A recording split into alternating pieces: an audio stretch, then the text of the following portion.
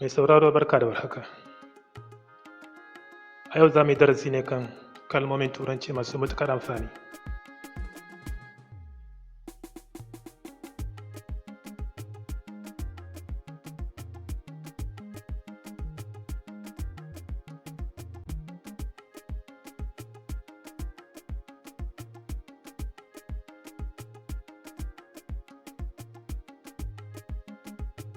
Wato zama bayani ne kan English vocabulary, kalmomi da ma'anoninsu.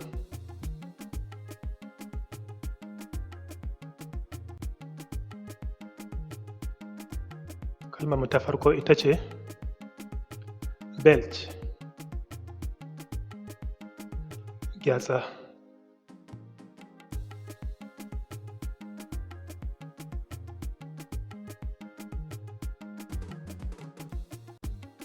Do not belch on food.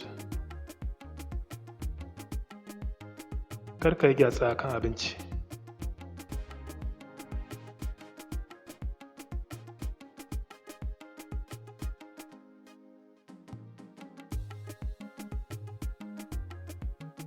Choke. Shakewa.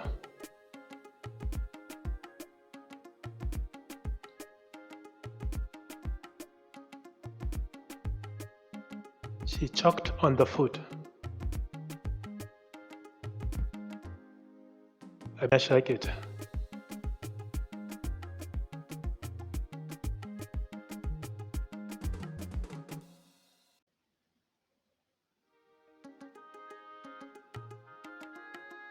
Dizzy.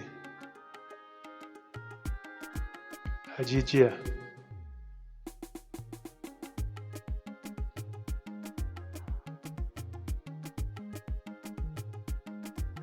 She feels dizzy.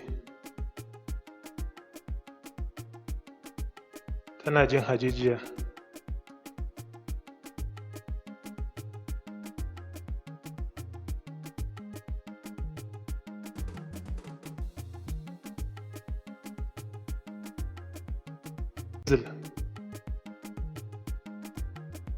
Yayyafi.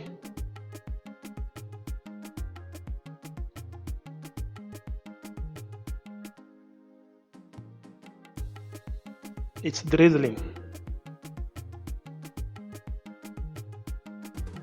Ana yayyafi. Ana yayyafi.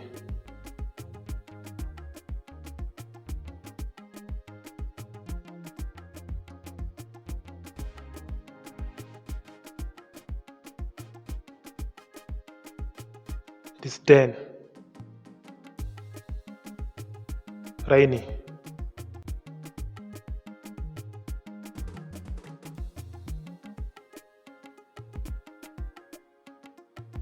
She disdains him. Ta rena shi.